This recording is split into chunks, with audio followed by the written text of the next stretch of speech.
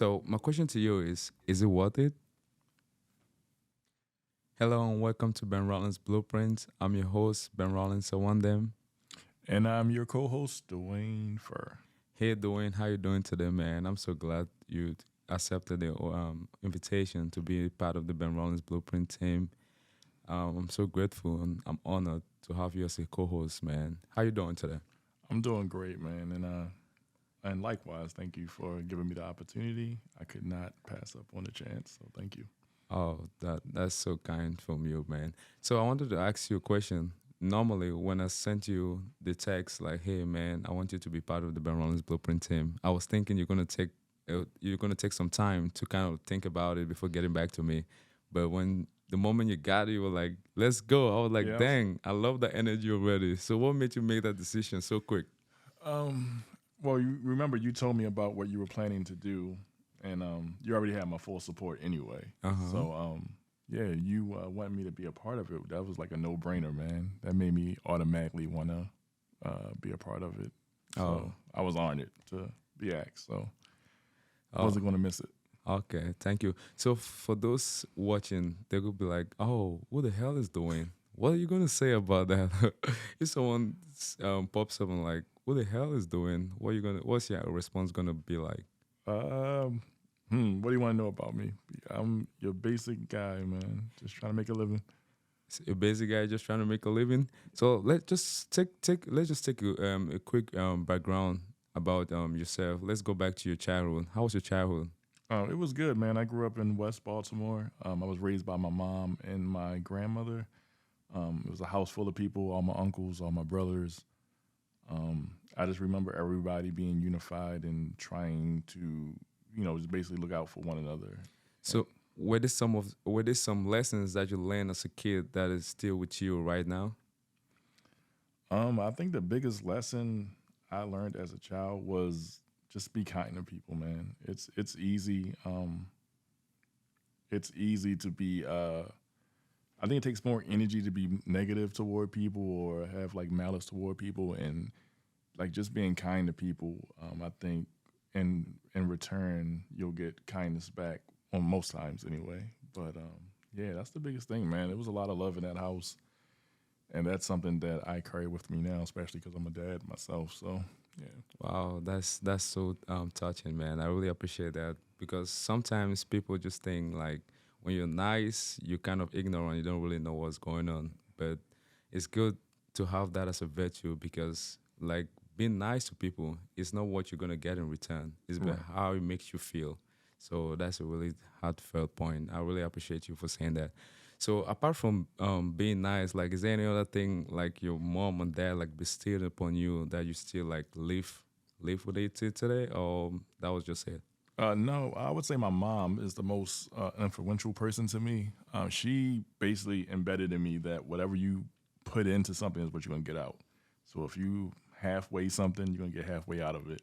If you put your all into something, you're Mm. gonna get all out of it. It might not be right away, but the energy you put out is the energy you'll get back in the end. So I believe that is probably the most important thing she taught me. Oh wow, that's good. And then how about your dad? Was your dad not in the picture? He was.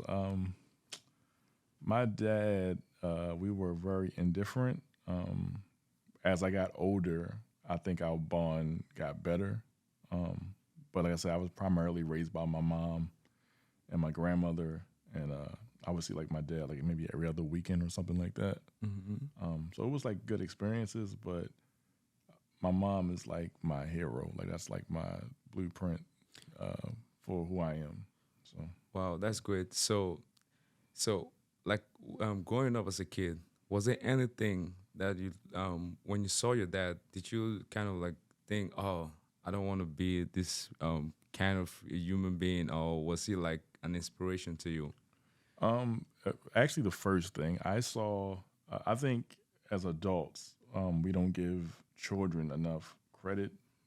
We don't really understand that children understand as much as they do. And even as a young child, I understood that my dad, for whatever reason, had caused my mom hurt. And even though I was just a kid, that stuck with me. And I was like, I don't want to ever cause someone that same.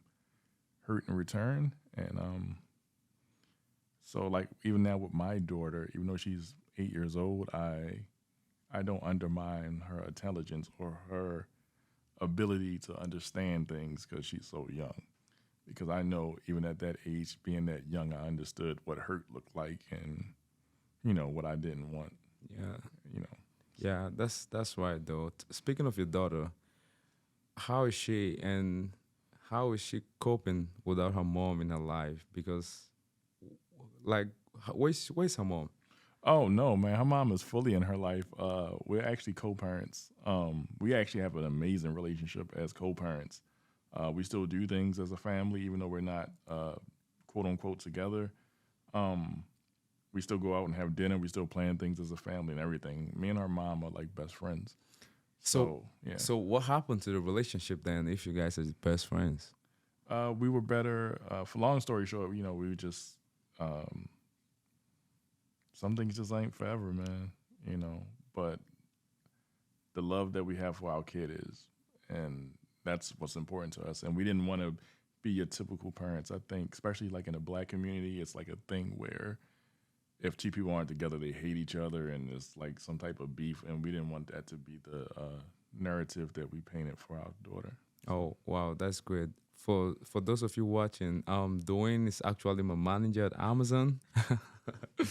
It's funny to say this, but he's my manager. So I want to ask you. I want to just like skip and go to something really kind of crazy. But I want to ask you, how is it like working with Ben Rollins? it's great, man. I've never met a guy that's so confident, but at the same time, like, what's the word I'm looking for? Like humble, right? It's like the right balance of both, man. And way before I worked with you, I heard great things. I already knew I was gonna get a good associate, and then finally meeting you and getting to know you, I think like they kind of undersold you. You're actually better than what they put out there, So So what is one thing that most surprised you about Ben Rollins? how intelligent you are at like you're. I'm thinking you're like 35, man. And you're like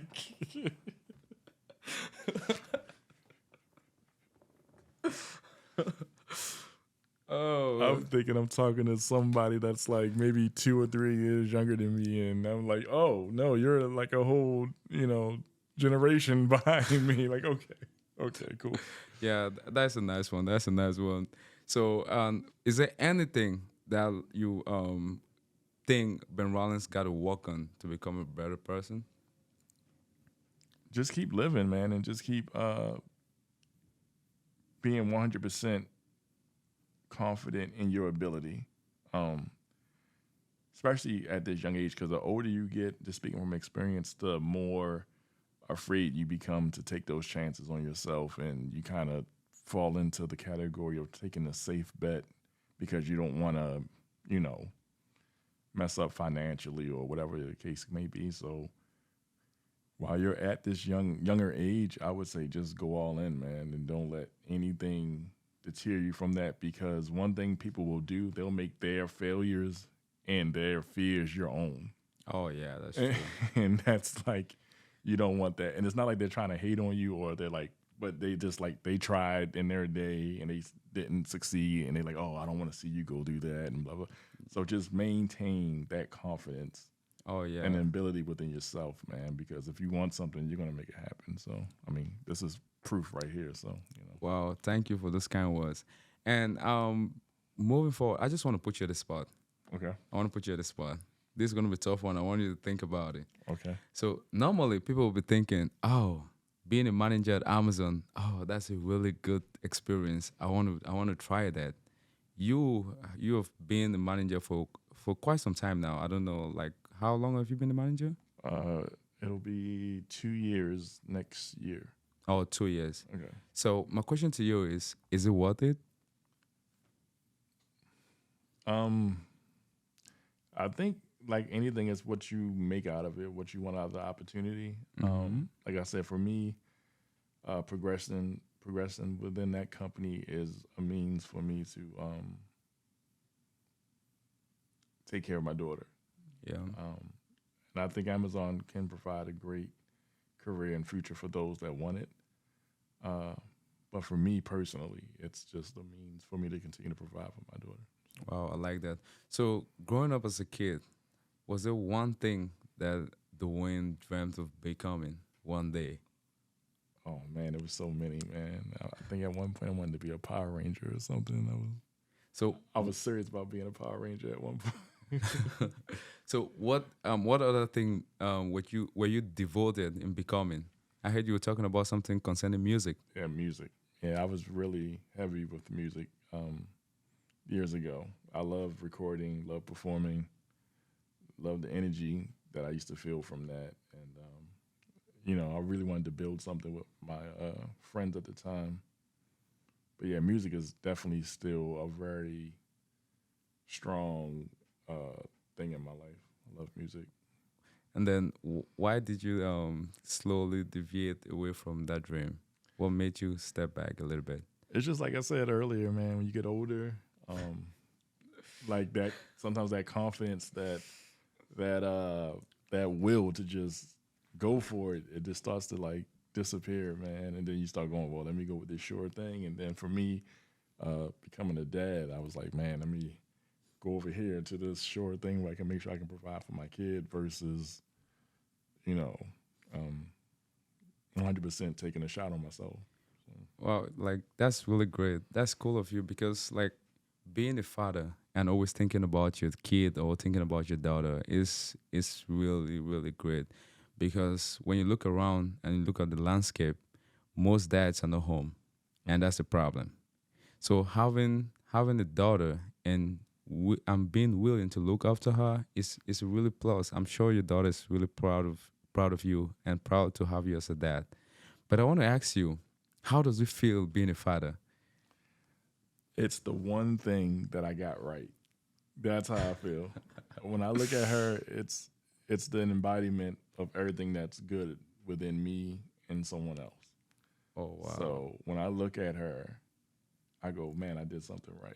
Yeah. We all make mistakes, but that I don't think any parent would feel the same. It's like literally an embodiment of everything about you that makes you good. You know, Wow, that's great. That's great. So I want to ask you about your profession as a manager. What are some of the most difficult or tough challenges you face that have made you become a better business person? Because like being a manager at Amazon, you got to like take a lot of business decisions, and you don't got to always think about, oh, like you said, your parents taught you to be a nice person. So how do you balance being a nice person and making business decisions in a company? I think the best answer is to make it your own. Like take what the company wants as far as like things that have to be done and things that you need to do, and finding a way to put your own personality and intent into it. So that way it doesn't come off as you just being somebody's boss, but it's like you're getting the job done, but you're also giving your associates um, a genuine experience beyond just, hey, I need you to do this job for me. It's like, no. I believe like no manager, like my associates make me a success, right? They don't need me, I need them. And I don't ever lose sight of that. Like if they're successful, that makes me successful. If I'm successful, it makes the guy above me successful. And I feel like if everyone on the chain of command followed that suit, then a lot of more companies, a lot more positive experience would be had. You know what I mean? Because Yeah. it's always the person under you that's making the higher person the success, not the other way around. Yeah. So I want to ask you this question. Do you consider yourself a manager or a leader? So yes, my definition. I'm going to give you a short definition of what Okay. I think a leader is and what a manager is. Okay. So in my definition, I think a leader innovates, a manager maintains things. Okay. So how are you going to consider yourself? Do you work according to, oh, this is what they want me to do? This is the game plan. So it got to be from A, B, C. and you cannot innovate like, hey, bring out some new ideas to make sure, oh, I can still get to B and C, but bringing everybody on board, like creating some partnership and stuff like that. So what do you consider yourself? Do you consider yourself a manager, or do you consider yourself a leader? So this is crazy. I consider myself neither. Neither. I consider myself a partner. Um, What do you mean by a partner? I don't think you can be a leader if you're too much of a leader or too much of a manager. Then I think too much of anything is just going to be bad. So you got to find some type of middle ground. You got to have a little bit of this and a Oh, little bit of that from each category. Because if you're too much of just, I'm going to be a manager, I'm going to stick to this book, that's going to create some type of. so I want to ask you this: what do you consider yourself more part of? If I had to choose between those two, Yeah, it would be a leader. a leader. Yeah, because I'm going to always put people first over business, and I know that's not um, necessarily the popular thing to Mhm. do in big business, but Yeah. without a concern or without concern or compassion or just a want to work beside people and you know, like anything that someone under me does, they'll see me doing myself. Uh-huh. And I think that's important to show people like just because I'm higher than you or doesn't mean that I won't be right beside you, getting sweaty, getting dirty, doing the same thing you're doing because we got to work as a team. When it's time to work as a team, you got to work as a team. So I think that's what leaders do. They inspire people with their actions versus managers basically just telling you what they want Yes, of you. you gotta follow the game plan. Yeah. Oh wow, that's great. So I'm gonna say this: like I've worked with you for a while now. Mhm. We run the same department, Mhm. so like working with you is really great. Okay. And like you said, your parents instilled in you like the power of being nice to people. Mhm. But I'm gonna say this: like sometimes I think like you find it like difficult to balance the two, Mhm. to kind of like balance the business and the being nice. Like you were like, oh, like that's what is playing in my mind of like maybe he don't want to like get to the wrong side of this person, Mhm. or he just want to be like, oh, be nice to this person and cool. So at what point do you turn and like, hey, this is a business. Let's make this decision. Uh, Honestly, when it's necessary. When it's necessary, when I don't have a choice. When Oh, it's necessary. Yeah. oh, okay, Yep. got you. So what's the most fun thing that you do? Work with people. Work with I people. don't think anyone should be a manager if you're not a people's person. If Like you you just shouldn't. You shouldn't. so, do you consider yourself a people's I'm person? definitely a people's person. Really? Yeah, I'm the people's champ, From the man. scale of 1 to 10, how are you gonna grade yourself? 65, man. 65 on 10? Ooh, damn.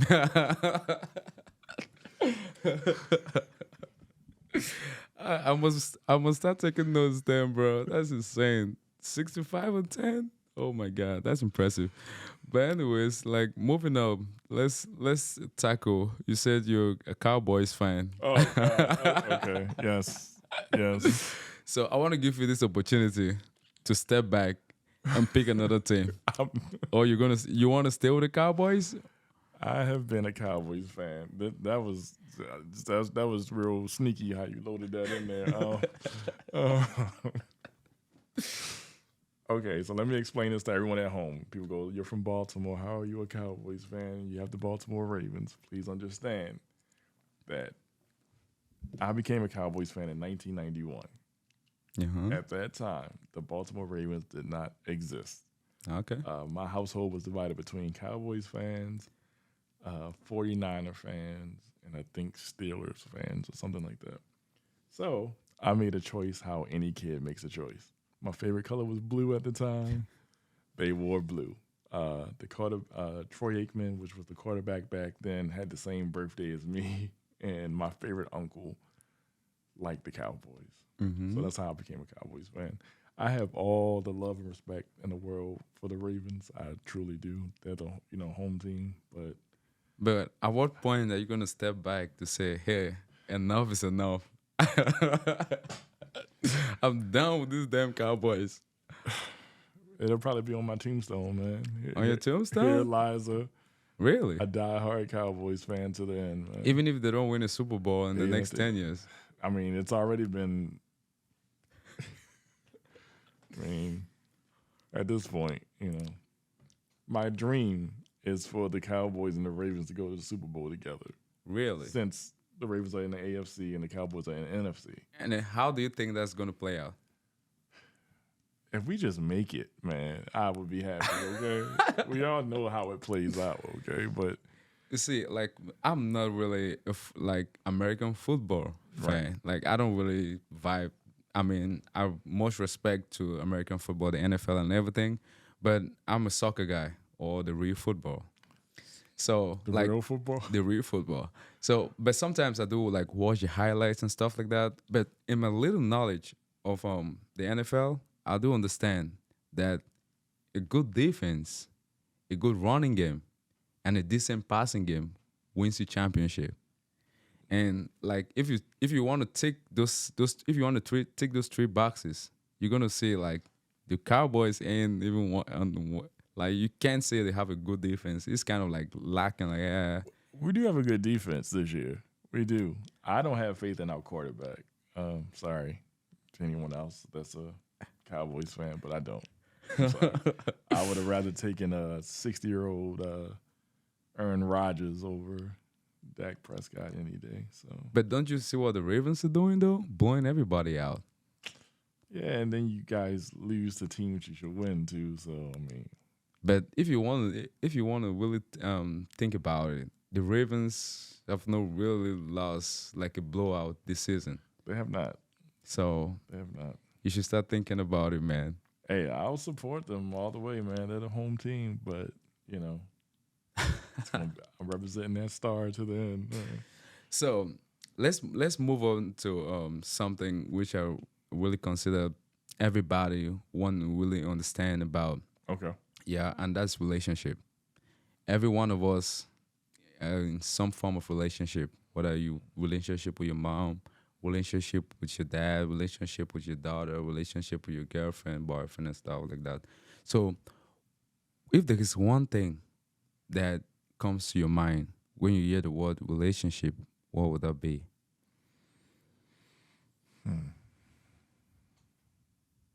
Trust. Trust. Trust is the most important thing you value in the relationship. Yeah, I think under trust, if with trust comes a bond. With trust comes loyalty. With trust comes love and all those things. I think without trust, then you can't have those other pillars of stuff. So yeah. So, for those watching, is Dwayne a single guy ready to mingle? I am not, man. I am not ready to mingle. I can't even. No. I am. Are you taken? I am. Man, we got it. Man, that's a whole nother episode. That's. I don't know what the hell I am right now. But what I will say is I am. What's the word? I'm an optimist when it comes to that, and I'm optimistic that things will work out the way they should. So, when was the last time? When was it? When was your last relationship, by the way? How long was it from? How long was it? Yes, I'll tell the you last relationship. So I'll tell you how long it. I'll tell you how long it was, and it was my most important relationship. I'll tell you that much. It was 7 years. Wow. 7 years. And it remains the most important relationship to me, for many reasons. Some I can't say just out of respect, but Yep. yeah, 7 years, man, and 7 of the best years of my life. So, what are some of the things you learn from that relationship that's going to really help you in the future relationships you're going to have? Number one is trust. Uh-huh. If someone doesn't give you a reason not to trust them, don't try to create or find a reason not to trust them. Because I think as humans, we do that. Like when something is genuinely good, we try to find fault in it or something wrong in it. And then if you keep doing that, eventually something negative or bad will come of it because that's the energy you're putting out there. So it's gonna eventually come. And just man, enjoy every little moment, man, because those little moments make up everything. Like even, and not just like in significant others, just with your family, your friends. Like enjoy those little moments because there's no way to tell when you're in the good times, right? Until you're Hmm. not in the good times. So it's like you gotta enjoy those moments, man. So when you hear about success, because everybody talks about success nowadays, they were like, "Oh, I want to be successful. I want to be a billionaire. I want to be a multi-millionaire and everything." So when you hear about success, what comes to your mind? Like, hey, what is success in Dwayne's mind?